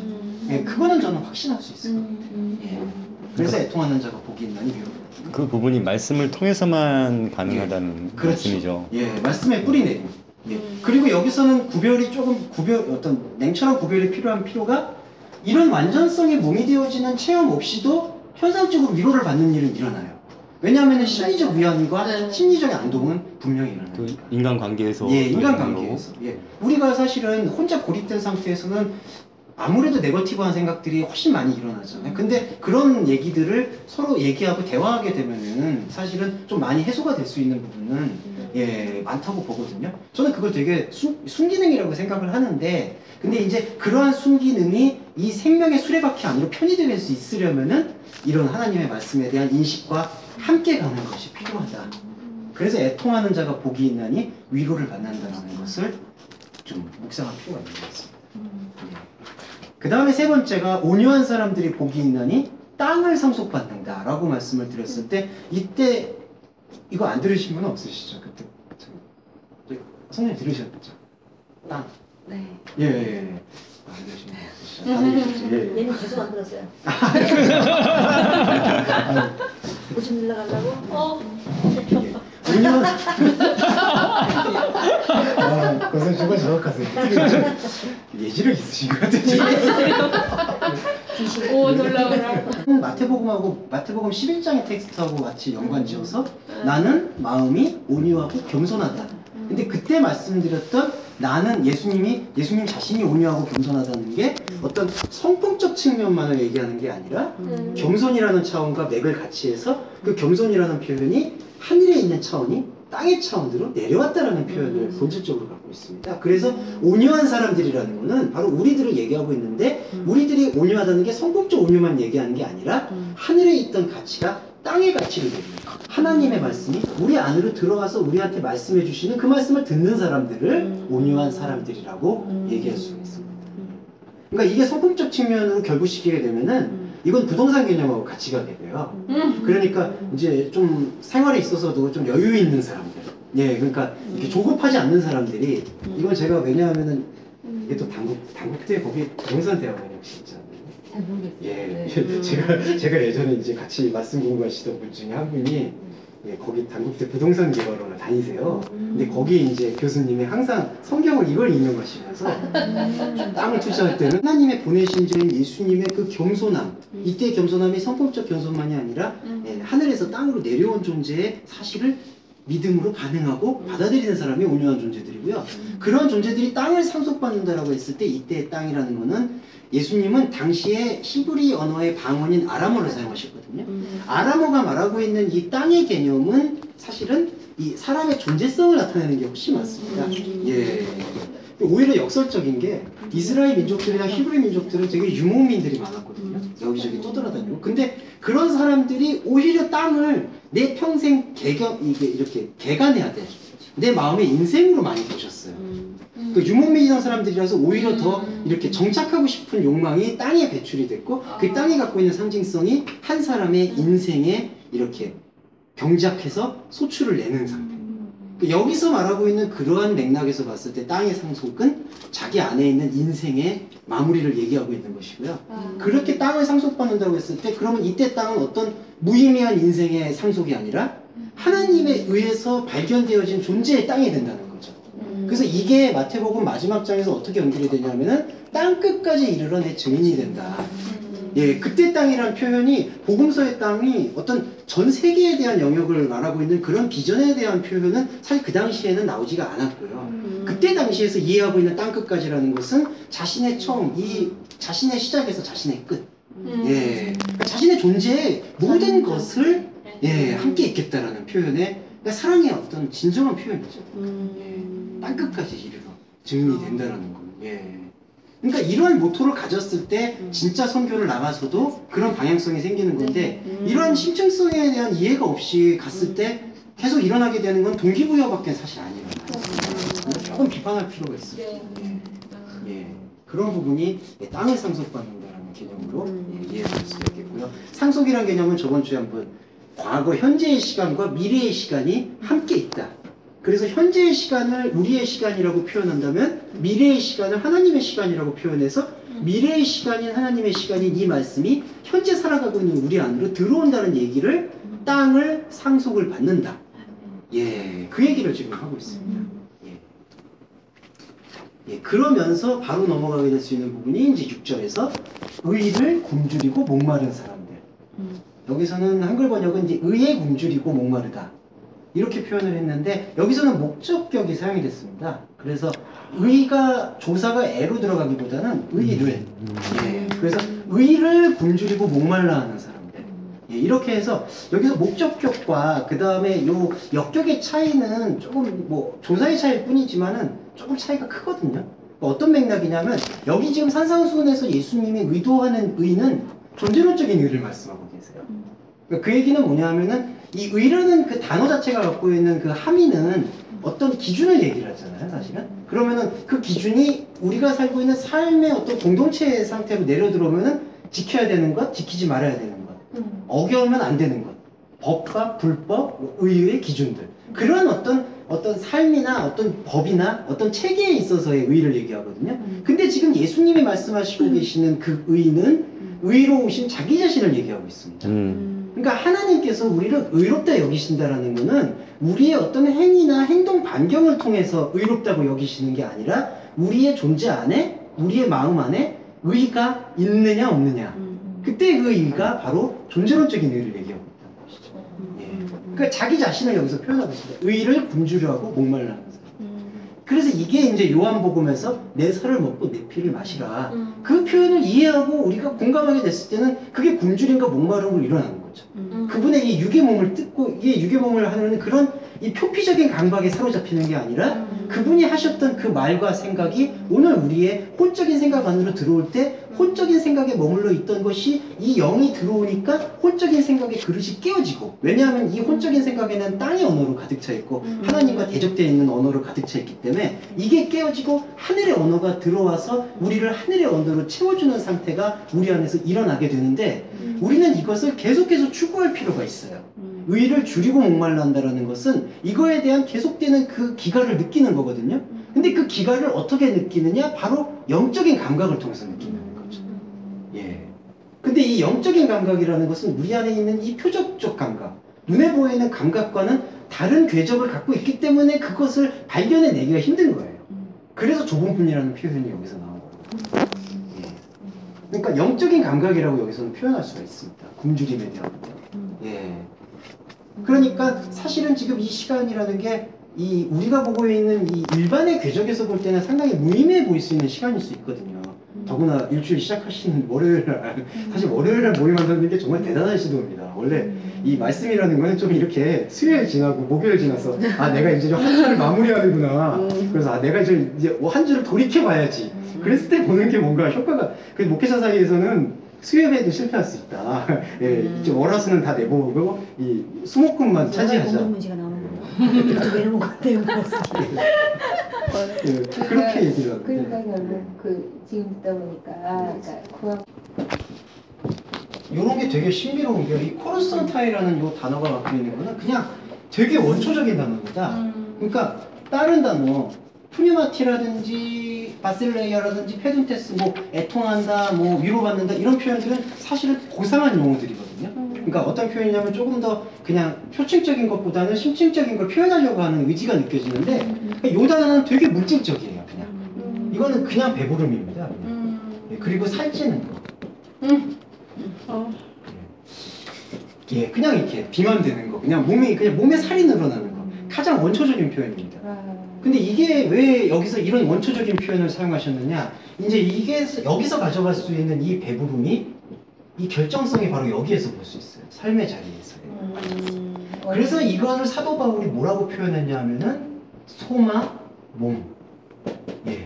육의 몸이 있은즉 영의 몸이 있느니라 라고 얘기했을 때 예수님은 이 몸을 아예 샤르크하고 그냥 동일시하셨어요. 그래서 요한복음에서는 소마라고 사지 않고 말씀이 육신이 됐다고 했을 때 육신을 아예 샤르크, 그러니까 이렇게 그냥 살찌는 거, 배부러지는 거.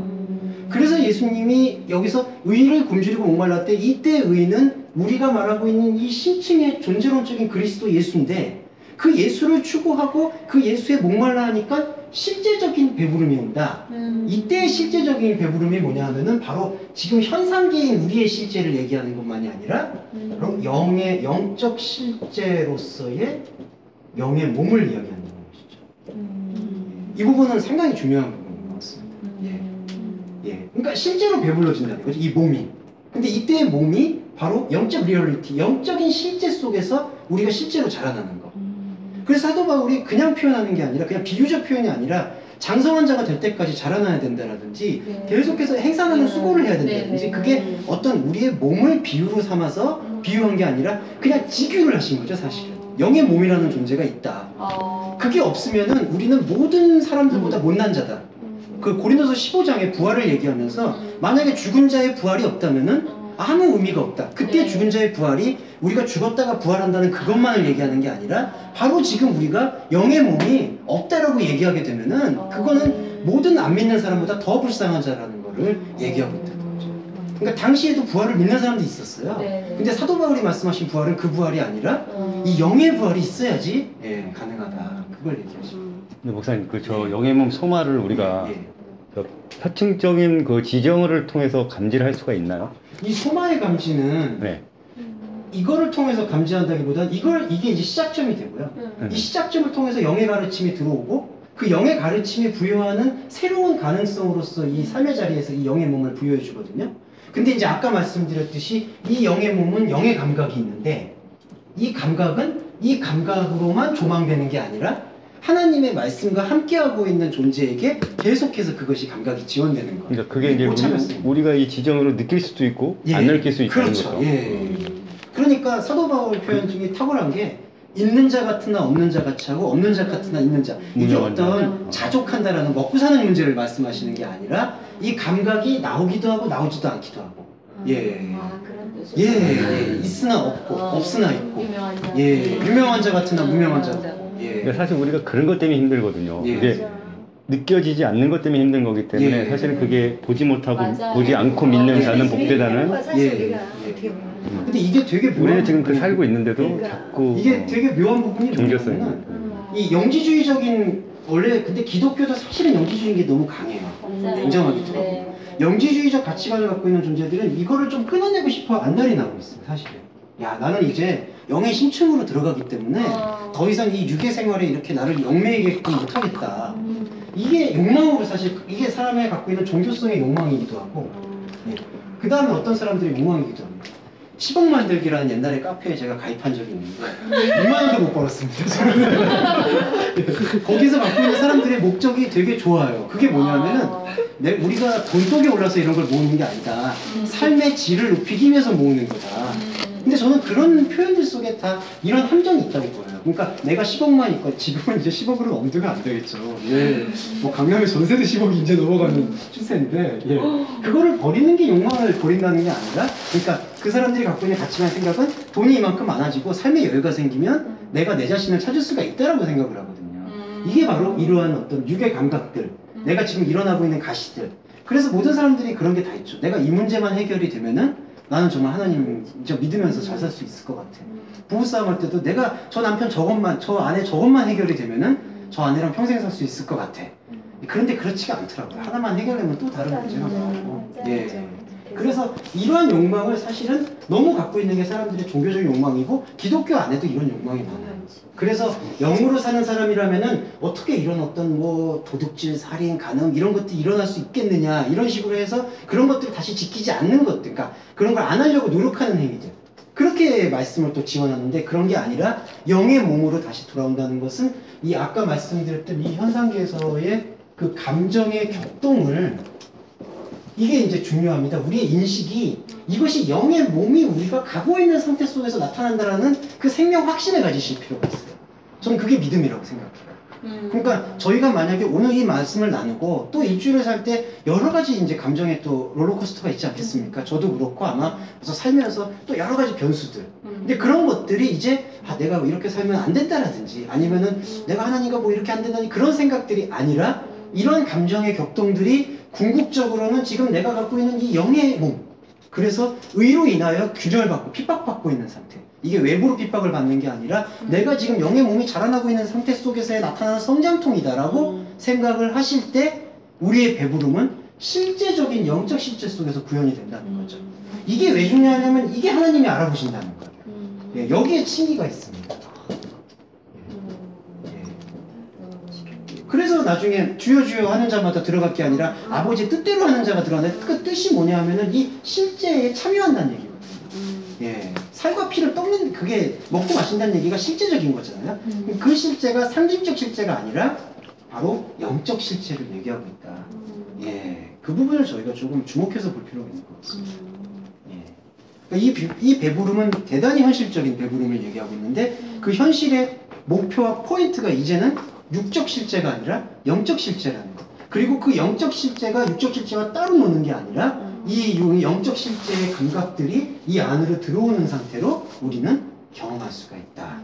예, 그렇게 볼 수가 있습니다. 예, 그리고 시간이 많이 지났기 때문에. 아, 벌써요? 벌써요? 15분. 30분까지. 맞지, 이와 같은 얘기. 2시간. 늦게 시작했어. 8시에 시작했어요. 예, 이게 제가 8시 반, 8시 반. 늦게 시작했어. 이게 제가 왜 트라우마가 있냐면 옛날에 이제 이제 다른 교회 의정부에 있을 때 모임을 했는데 저는 시간 관념이 없다 보니까 한 5시간을 한 것 같아요. 이된 자가 복이 있느니 긍휼히 여김을 받는다. 그래서 이게 엘렌 오신일과 사용돼서요. 요거는 다른 성구하고 같이 좀 조합해서 보시면 정확하게 나올 수 있습니다. 엘레오스가 자비로도 뭐 쓰죠? 자비로도 번역이 되고 긍휼함. 예, 이렇게 지금 번역이 되고 있습니다. 이 긍휼함이라는 것에서 사실은 사람들이 많이 혼돈을 많이 느끼세요. 베푸는 사람들이 베품을 받는다. 근데 이거는 사회적인 원리나 사람들이 세상 사는 원리에서는 꼭 기독교가 아니더라도 다 통하는 것 같습니다. 잘 베푸는 사람들한테 사실은 더 베품이 돌아오는 거는 맞는 건데, 근데 우리가 그 얘기가 나쁘다 좋다를 떠나서 지금 예수님이 말씀하신 이 복의 차원에서의 긍휼이 뭐냐를 묵상할 필요가 있거든요. 근데 이때의 자비, 긍휼, 그거는 예수님이 마태복음 12장 7절에서는 이런 표현을 하셨어요. 나는 자비를 원하고 제사를 원하지 않는다. 예, 그리고 한 가지만 보실 게 뭐냐면요. 누가복음 11장 41절을 보시면요. 이건 제가 그냥 읽어드리겠습니다. 이게 유명한 표현인데요. 누가복음 11장 41절에서는 바리새인들을 탓하시면서 어떤 말씀을 하시냐면은 39절부터 보시면은 바리새인들 너희들은 장과 대접의 겉은 깨끗이 하는데 속인즉 악독과 탐욕에 가득하다. 그 다음에 어리석은 자들아 밖을 만드시니가 속도 만들지 아니하셨느냐. 그 다음에서 41절에서 한글 번역은 제가 갖고 있는 킹제임스는 오직 그 안에 있는 것으로 구제하라 이렇게 되어 있거든요. 여집사님 혹시 거기나? 네, 여기도 그러나 그 안에 있는 것으로 구제하라. 예, 이렇게 되어 있는데 이 부분이 좀 공인된 헬라어 사본인 이 스테판 사본, 그러니까 이거 원전이라고 편의상 표현드리겠습니다. 이 원전을 보면 어떻게 되어 있냐면은 직역을 해보면은 그 안에 있는 것을 구제를 주어라. 예, 그러니까 이게 목적으로 사용됐어요. 그래서 다시 풀어서 얘기하면은, 예, 그 안에 있는 구제를 주어라. 그래서 그렇게 번역이 될 수 있고 또 하나의 번역은 뭐냐면은 구제를 그 안에 있는 것으로 주어라. 그 안에게 주어라. 그러니까 이게 어떤 의미에서 맥락이 다르냐면은 지금 41절에서는 한글 번역은 그 안에 있는 것으로 구제하라. 이거는 어떤 자기의 마음으로 다해서 구제하라는 그런 뉘앙스를 품고 있는데 여기 원전에 있는 내용은 그런 맥락이 아니라 구제를 주어라라고 얘기하고 있거든요. 그러니까 이거를 다시 좀 의역해서 제가 풀면은 자기 자신 안에 자비, 긍휼을 주어라. 예. 그러니까 자신 안에 있는 것으로 주라는 얘기가 아니라 자기 자신 안으로 긍휼을 주어라라고 번역하는 게 사실은 정확한 번역입니다. 자기 자신 안으로. 예. 예. 그러면서 여기서는 인과처럼 그리하면 모든 것이 깨끗하라고 되어 있는데 그게 아니라 보아라 모든 것이 너희들한테는 깨끗하게 있지 않냐느냐 이렇게 반문하고 있는 걸 볼 수 있습니다. 예. 그래서 여기서는 이 구제라는 것이 내가 타인한테 하는 행위를 지금 얘기하는 부분이 본질적인 게 아니라 내가 내 안에 있는 자기 자신 안에 있는 존재에게 이 자비라는 표현 하나님께서 원하시는 제사를 원하지 않고 자비를 원한다는 그 자비를 펼쳐놓는 개념을 얘기하고 있다는 거죠. 예, 이거는 되게 패러다임이 다릅니다. 그런데 왜 이 다양한 성경들에서는 전부 다 속에 있는 거 벌어지게 되고 이렇게 발화되게 될 생명의 자비심이 이때는 어떤 이 혼적 자비심이 아니라 심층에서 느끼는 자비심이 되니까 이 자비심을 타인에게 나누어 주게 되니까 그 안에 있는 것으로 긍휼을 주어라도 맥락이 맞는 거라고 보는데 지금 이런 맥락 속에서 해석의 관점이 대부분 어떻게 들어오냐면 안에 있는 것이라고 했을 때 바리새인들은 어떤 외식주의자라는 딱 전제를 갖고 있으니까 바리새인들은 안에 있는 게 아니라 거치기만 한다. 저렇게 거치기만 하는 11조는 표현이 없다. 안에 있는 11조, 진짜 마음과 정성을 다해야 된다는 해석을 가져가는데 그러한 해석을 가져가기보다 더 깊이 들어가서 보면은 이러한 긍휼을 우리가 외재적인 행동을 할 수 있으려면은 이 신층성이 이루어져야지 영의 몸으로서 이 현상성을 감당할 수가 있다라는 걸 표현하기 위해서 안에 있는 내 자신에게 구제를 주어라. 이렇게 볼 수 있는 부분이 좀 묵상의 조류가 됐습니다. 그리고 그것이 전제가 됐을 때 다른 이에게 이 자비에 대한 것, 그거를 나누어 줄 수가 있게 된다는 것을 볼 수 있습니다. 네, 그러면서 요건 42절까지 한번 볼게요. 네. 그 다음에 나오는 게 예수님 말씀이 뭐냐면은 너희 바리새인들에게는 화가 있다. 박하와 운양과 채소의 11조는 하는데 공의와 하나님에 대한 사랑은 버린다. 예, 이렇게 얘기를 하고 있거든요. 그러니까 이거는 뭐냐 하면은 그냥 육체적인 11조를 하고 있다는 거예요. 박하와 운양과 채소의 11조. 근데 이것도 웃긴 게 바리새인들은 자기 자신한테 하는 거예요. 제가 목사님들 비판해서 그렇지만 목사님들 11조 할 때 꼭 자기 교회 하시는 경우가 많더라고요. 이상하게. 안 그러시는 분들도 있는데 예, 자기가 쓰는 거예요, 그게. 이 바리새인들도 마찬가지예요, 지금. 성전세 결국 자기 인건비로 돌아오더라고요, 그게. 예. 예. 그래서 박하와 운양과 채소의 11조는 지금 그러니까 그냥 눈에 보이는 소득의 10분의 1을 얘기하고 있는데 예수님이 얘기하시는 11조는 공의와 하나님에 대한 사랑이라고 표현되고 있습니다. 그러니까 11조라는 거는 아예 여기 11조라는 언급도 없어요. 마태복음에서는 의와 인과 신의 11조라고 표현을 했는데 이때의 11조는 개념이 달라져요. 바리새인들이 생각하는 11조는 10분의 1 개념으로 당시 그 레위 땅을 못 갖고 있는 레위 지파한테 나눠주는 그러한 10분의 1 개념을 갖고 있는데 헬라어 헤카타톤이라는 헬라어 단어는 10분의 1이라는 뜻이 있는 게 아니라 10번째 중에 하나 이런 의미를 갖고 있습니다. 10분의 1하고 약간 다른 게 이 의미는 어떤 때 쓰이냐면은 10가지라는 건 자기가 가지고 있는 어떤 소유물의 전부를 얘기하고 있고 하나는 그 중에 가장 좋은 거. 예. 그러니까 요거는 만약에 100만 원 벌어서 11조를 한다, 10만 원에 그런 개념은 구약의 레이지파에서 발생되는 11조 개념이고 여기서 말하고 있는 예수님이 말씀하신 건 당신, 우리가 가지고 있는 소유물 중에 가장 좋은 것. 그래서 11조의 본령은 아브라함이 이방 백성하고 전쟁에서 나왔던 노략물을 하늘의 제사장인 멜기세덱 제사장에게 제일 좋은 것을 주었다. 이 표현이 맞는 거죠. 예. 그러니까 소득의 10분의 1하고는 사실 소득의 10분의 1 개념은 11조의 개념의 본질은 아니다. 예. 그러면서 이제 얘기하시는 게 예수님이 이것도 행하고 저것도 버리지 말아야 된다. 여기서 무게 중심이 달라요. 행하라는 거는 원전을 읽어보면 반드시 행하고 그건 뭐냐 하면은 바로 이 소유물 중에 가장 좋은 것. 그럼 이때 소유물은 이미 이제 물질 소유가 아니라 우리가 가지고 있는 마음과 생각이 하나님의 앞에 발견되어진 거겠죠. 이게 아벨의 제사고. 예. 그거를 반드시 행해야 되고 저것도 버리지 말라는 건 뭐냐 하면은 바로 형식입니다. 이제 우리가 살고 있는 삶의 자리에서 행해야 되는 거. 그래서 이제 좀 김성수 목사님 아마 들어보셨지만 좀 아쉬운 부분은 김성수 목사님은 조금 더 강경하게 이렇게 하셨던 것 같아요. 11조가 이게 아니다.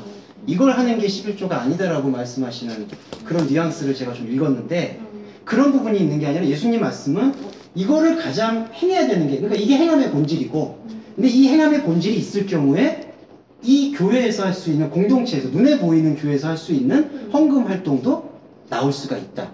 근데 무게중심은 완전히 다르게 한 거죠. 이것은 반드시 행하고 저것은 버리지 말아라. 예. 근데 이거는 너무 좀 자연스러운 귀결인 것 같아요. 우리가 가장 우리의 마음으로 제일 좋은 것이 들어오게 되면은 우리가 지금 몸담고 있는 이 공동체로서의 교회에서의 11조 활동을 저는 한다고 생각하는데 여기서 저는 한 말씀 드리고 싶은 거는 그때의 11조 활동이 다 천편일률적으로 모든 사람들의 소득의 10분의 1로 재단하는 거는 그거는 저는 구약적 사고방식이다라고 사실 생각합니다. 할 수 있는 것. 예, 네. 자신이 할 수 있는 그 자신의 입장 속에서 예, 근데 이게 한국에만 있다는 게 그런 거예요? 그렇진 않아요. 근데 11조는 미국 남부 침례교는 11조를 준수하고 있고 있어요? 그러니까 그 유럽 사람들 독일 신학 관점에서 봤을 땐 11조가 없다라고 보고 있고요. 예, 근데 독일 신학은 이런 관점으로 얘기를 하진 않고요. 그냥 그 11조라는 거는 그냥 의식적 행위고 성서 비평학상 예수님이 한 말씀이 아니라 후대 제자들이 갖다 붙인 거다라는 그런 입장 때문에 11조를 안 하는 그런 관점이고요. 새벽기도. 새벽 기도는 우리나라 말고 그 다음에 이제 우리나라의 선교사분들이 이제 남미 가서 예 그래서 요번에 콜롬비아 저도 웃겼던 게 콜롬비아 선교사분들이 콜롬비아 이 지금 이 심층과 이 부분을 지금 나누고 있는 상태 속에서 나오고 있는 생명의 나눔 그리고 구약에서는 그 천상의 회의라고 표현을 해요. 진짜요? 예. 그 목사님이 지금 이 깨달은 말씀을 갖고 우리한테 나눠주는 거 이것도 제가 소개해드리고 이제 권사님이 예 그렇죠. 저도 그게 11조. 그 다음에 이제 공동체에서 만약에 저희가 이제 교회가 있다, 건물이 있다, 그리고 뭐 이제 또 부득이하게 또 말씀을 전무해야 될 분, 그런 사역자분이 생기면 또 네. 사례비도 지급해야 되고, 또 행정 직원이 있어야 되고 그렇죠. 월세를 내. 인질의 나눔이 공동체를 유지하기 위해서 필요한 것들을 우리가 그렇죠. 서로 나누면서 그게 이제 사도행전에서 유무상통한다라는 개념으로 근데 이제 들어올 수가 있어요. 일반 별도 구약의 11조를 우리 정확하게 무슨 일이 있으면 11조 정확히 하느냐 예. 이렇게 또 물어보잖아. 예. 근데 그런 거 11조를 그러니까 온전히 이렇게 안 하면 꼭 죄 짓는 것 같고 그렇죠. 그렇게 약간 하다 좀, 보니까 예, 미진한 막 이제 죄책감, 교회에서 예, 모든 그런 사람이 게 11조를 하잖아요. 예. 근데 이번에 지금 명성교회 바울은 전혀 사실은 이 유대교인들은 잘 안 쓰려고 했던 인물 중에 하나는 아브라함을 끌고 왔어요. 예, 왜냐하면은 유대교인들은 다 모세를 썼어요. 모세. 그렇죠. 그리고 아브라함은 우리나라 역사로 말하면 고조선처럼 단군 신화처럼 그냥 신화적 인물로 얘기하기를 즐겨했거든요. 아. 근데 바울은 아예 그걸 끌고 와서 아브라함의 11조를 언급하고 있는 것을 저는 볼 수 있어요. 예.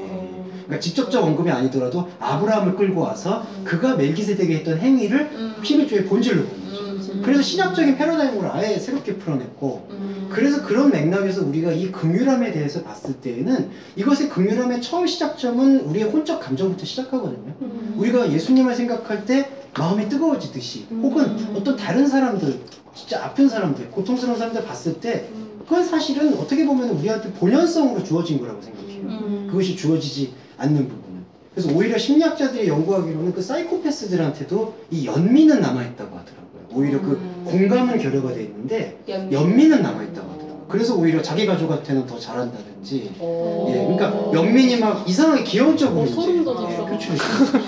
예, 조심해라. 그게 참 이상하죠. 갈 때. 예. 긍휼은 어떻게 보면 사람이 갖고 있는 혼적 감정 중에 가장 본연적인 감정이었어요. 그래서 이 본연적인 감정을 하나님께서는 너가 누가복음에서는 그 안에 있는 것을 이 본연성 감성을 바라봐라. 그래서 본연적 감정이 밖으로만 표출되는 것이 중요한 게 아니라 본질적으로 이 본연적 감정의 긍휼이 그리스도를 생각하는 마음 속에 우리가 창념하게 될 때 이것이 우리 안에 있는 긍휼로 승화될 수 있고 그게 곧 자비가 되고 원치 않는 제사가 아닌 하나님이 원하시는 자비로 이렇게 승화될 수가 있고 선생님, 예. 그 긍휼이 예. 긍휼히 여길 수 없는 자를 긍휼히 여기고 불쌍히 예. 여길 수 없는 자를 불쌍히 여겼다는 그 말씀 예, 있잖아요. 예, 그렇죠. 하나님 보신 긍휼이 그럼 우리한테 베풀어 주는 그 긍휼이 어떤 예. 지금 그 긍휼이 못할 자를 긍휼히 여기셨다라고 얘기했을 때 그때 당시에는 이제 하나님의 신적 관점에서 봤을 때 우리 안에 지금 본연의 긍휼을 말씀하시는 부분만이 아니라 이 본연의 긍휼을 통해서 사실은 생명을 꽃피워야 되는데 그 꽃피울 것이 지금 볼 수가 없는 자들 그래서 의인이 없는 자들에게 의로움을 주겠다라는 그런 표현으로 읽을 수 있지 않을까. 하늘의 가치가 땅으로 네, 내려와서 예, 그렇게. 그러니까 땅의 가치는 사실 하나님께서 우리를 구원하시기 위해서 주셨던 기회라고 저는 생각할 수 있는 것 같아요. 그러니까 부모님을 사랑하고 남녀가 사랑하고 그런 어떤 본연들의 감정들, 누군가를 긍휼히 여기고 아파하고 이런 것들이 하나님 다움을 회복할 수 있는 파편들로 주어졌다고 보거든요. 그거를 이제 완전한 몸으로 조합시킬 수 있는 결정적인 것이 저는 성경이라고 보고 있고 그렇기 때문에 기독교의 구원이 없다고 얘기하는 거지 그게 아닌 관점에서는 기독교의 구원이 없다고 얘기하는 건 오히려 그냥 교조적이고 배타적인 자기 종교심이라고 생각하고 있습니다. 예. 그래서 오늘은 요 금요일까지 예.